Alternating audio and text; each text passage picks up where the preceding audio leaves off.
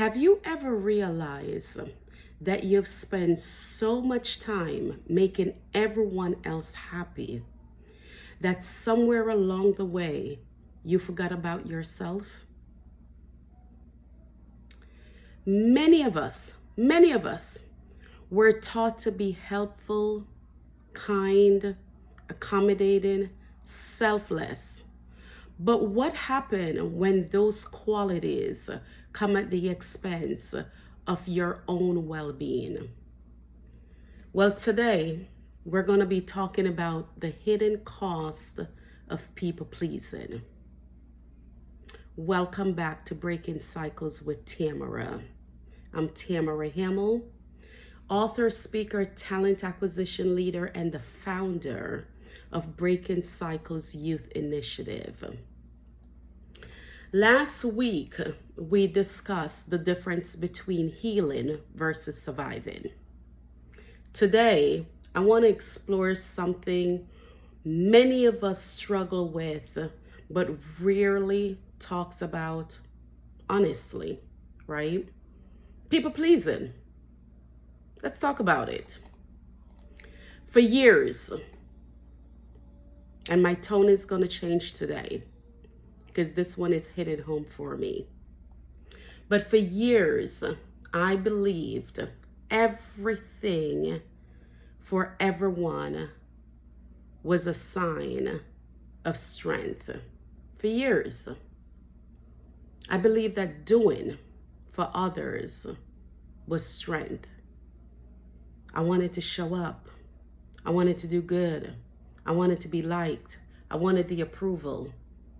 But at what cost? And at what expense? What I eventually learned was that constantly seeking approval can disconnect us from who we truly are. And it did disconnect me from who I truly am, or was, or intended to be, or who I was created to be, so I thought. But I lost my way. People pleasing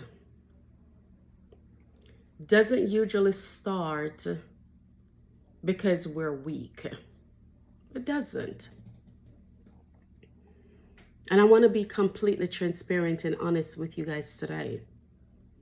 It does not usually start with us thinking that we're weak. It often starts because we're trying to feel safe. We're trying to avoid conflicts. We're trying to gain acceptance, or we're trying to earn love. That one right there. For a lot of us, trying to earn that love that we never had. Growing up, not dealing with the traumas, the abandonment issues. That was me. So I was people pleasing my kids, pleasing my husband, pleasing noise, because that's what I call the outdoor and the outside things, noise. Wanting the approval. So as you know, and I told y'all last week, I was raped and molested as a child. And I thought that because of the stories that were projected on me and the things that were told to me, I wasn't good enough. Girl, you weren't pretty. You're not going to get far in life. All the projection. And then the people that I aligned myself with that were supposed to make me feel safe did not make me safe. I didn't feel comfortable around them. It was just like, oh no, you're attaching yourself to me. Now I'm ashamed. So I was feeling guilt over them feeling they don't want to be connected. Or if they are connected, you can't talk about how or the things that have happened to you, right? So I would avoid any type of negative confrontation because I wanted them to like me. I wanted them to approve or I thought that I needed their approval for how I show up for myself. So I was performing. And you get caught up in the world that is very performative and not knowing how to show up for myself. Carrying responsibilities for everyone else's feelings, then even addressing my own, not realizing that their feelings were those people not taking accountability and responsibility for their own internal issues that were going on with them. Now they're projecting this on me, and I'm taking it on thinking, okay, it's my burden now because I'm the one that is not good, right? Feeling guilty, not setting boundaries. Those were all my flaws of what I thought that I shouldn't do. I was going with the flow. And as I call it last week, surviving versus healing. Fear of disappointing people. Why am I fearing disappointing people when they're disappointing me? Perspective, right? Because the last I checked, I didn't do anything to disappoint you in that type of way. And so why am I fearing who I might disappoint because I wasn't showing up how they wanted me to show up? Yeah. Losing my own voice in the process, not knowing what my actual voice should show up like, and at the same time, not knowing how to roar. I know. Nobody taught me. Again, surviving, going with the flow. And it took a toll on me because I didn't realize that my needs matter too. So I was carrying the pressure of everyone else. Why do we do that? Why, as human beings, we fail to show up for ourselves, not knowing what it feels like, or not knowing or understanding how we should be showing up for ourselves, not for the world, not for the parents, not for the siblings, not for the job, because let me tell you something, a job will replace you before your body is cold in the ground. So we show up for all of these people, but then we fail to show up for ourselves. I'm going like, wait, what? Why? Because we weren't taught. We don't know what that's supposed to look like. Well, I'm here to change the narrative. Because you can't expect people to treat you a certain way when you have never taught them how to treat you. And let me tell you something. I am so intentional these days with teaching people how to treat me. I don't expect them to know how to treat me because I never set the foundation or the groundwork and show them how to treat me. So now I'm intentional with showing them and teaching them how you're going to treat me. Because one thing I will not allow people to do to me that they thought they could have done prior was disrespect me.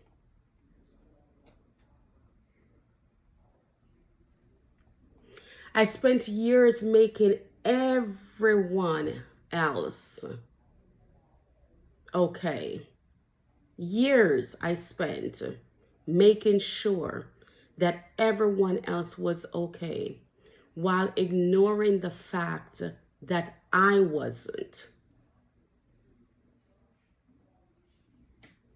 And so now I'm using my platform of what I've built over the last 10, 15 years to say, no, I need you to take ownership for you now.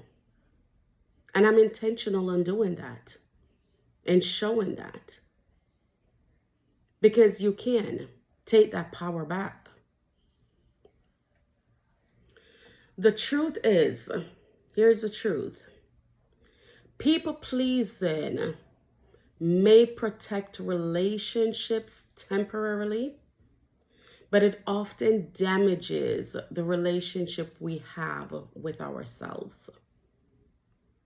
And I will honestly tell you, it damaged the relationship I had with myself, because I got mad at myself as I was going through finding me, how much I took on me mentally. Like, my mental space was all over the place. And I was just like, girl, what the heck? Hello? What did you do? So, as much as it will protect relationships externally, temporarily, you damage the relationship you have with yourself, because now you're questioning, well, why did I? You almost get back into that state of, I wish I coulda, woulda. Well, you can't wish you coulda, woulda, because you can't take back what happened yesterday. You can't bring back what happened a year ago. And at some point in life, you have to let it go. They often say you let go and let God, right? You have to let those things go at some point. But when you let it go, what does that look like for you in the moment? What are you doing to protect yourself, protect your well-being, protect your space, protect how you show up for you, loving you, making love to you, showing up for you, understanding your true purpose, your value, your worth? So in the rim of all of that, I'm going to give you all 3 lessons and things that I want you to take away and understand. And lesson 1 is, people pleasing is often rooted in fear. People pleasing is often rooted in fear. Fear of rejection, fear of abandonment, fear of conflict, fear of not being enough. Many of us learned early that being agreeable felt safer than being authentic. Let me say that again. Let me say that again. Many of us learned early that being agreeable felt safer than being authentic. Think about it. Here's lesson number 2. Boundaries are not selfish.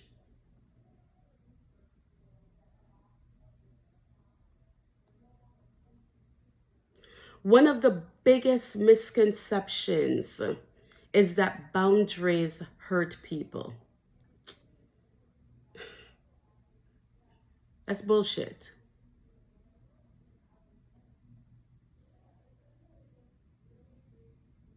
You setting boundaries for yourself is you understanding what your peace is supposed to look like.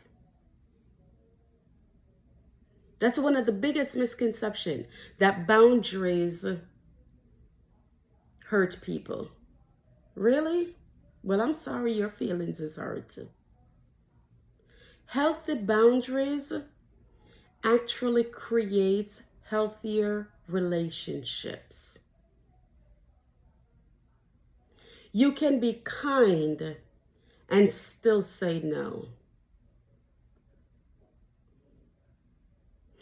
And I understand the moment you say no to someone is like you've never said yes before.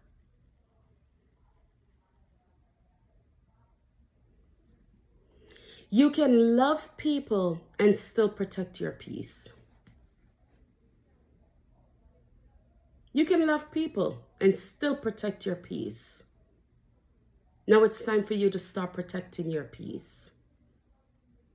Lesson number 3. You cannot heal while betraying yourself. And I know that one all too well. Let me say that again for those in the back that didn't hear me. You cannot heal while betraying yourself. Healing requires honesty. That means learning to speak up for yourself and owning it. Own your truth.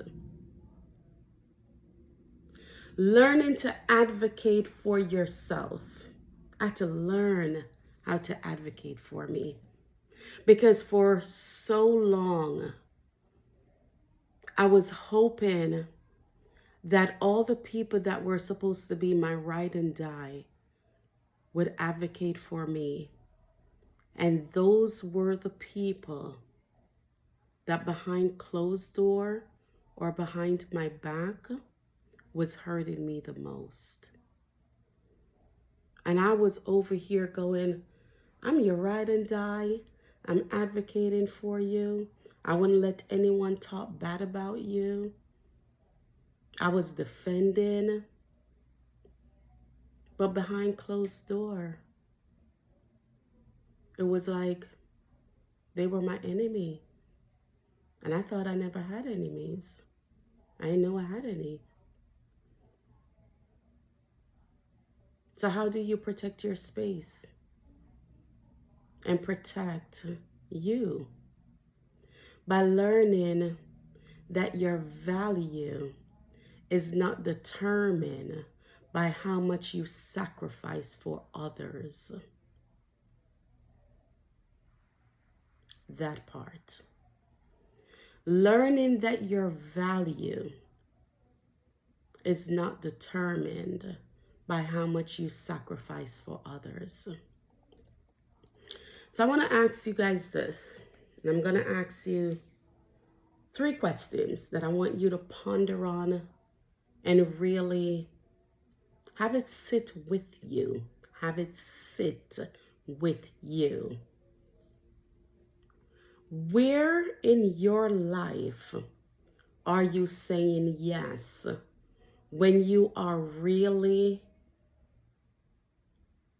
or when you really want to say no? Where in your life are you saying yes when you really want to say no?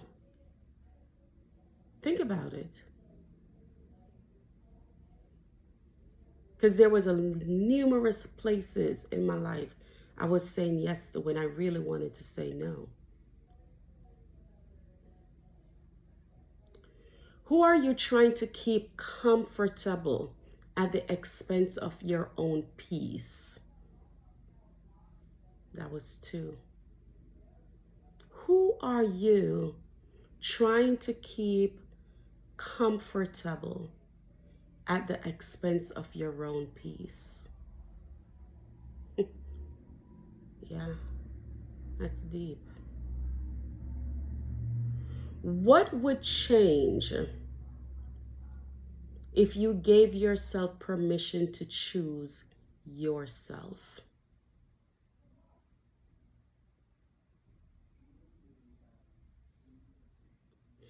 This week, I want to challenge you to do one thing.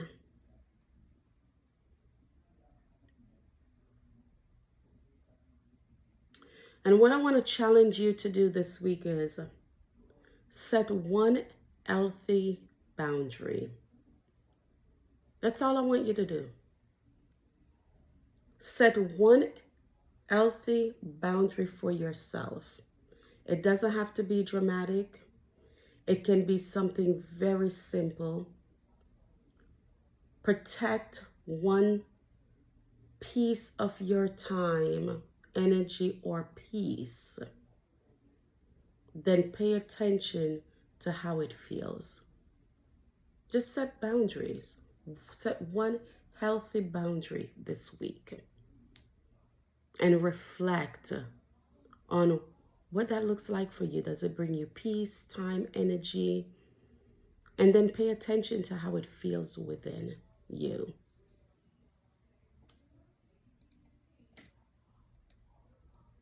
So in future episode coming up, or the next episode I should say coming up, we're going to discuss when you don't know who you are.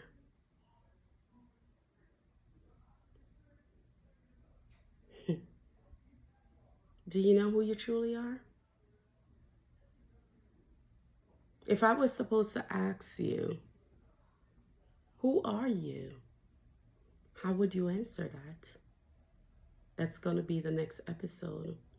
Because after years of living according to other people's expectations of me, and many of you, many of us, eventually will come to that conclusion of asking, who am I beneath all of this? That was a question to myself 15 years ago. Who am I? 15 years ago, I asked myself that question when I realized I was showing up for everybody than myself. Who am I beneath all of this? Who am I truly are? And that was a hard question because I answered the question by the roles I play for everybody else. But I didn't realize who I was, not for me. So we're going to talk about it next week. So I want to thank you again. Thank you for spending time with me today.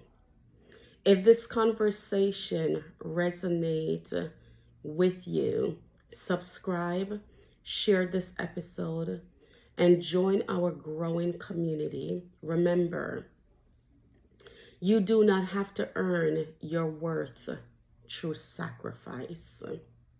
You do not have to be or feel abandoned or abandon yourself to be loved. Do not abandon yourself to be loved. Don't do it.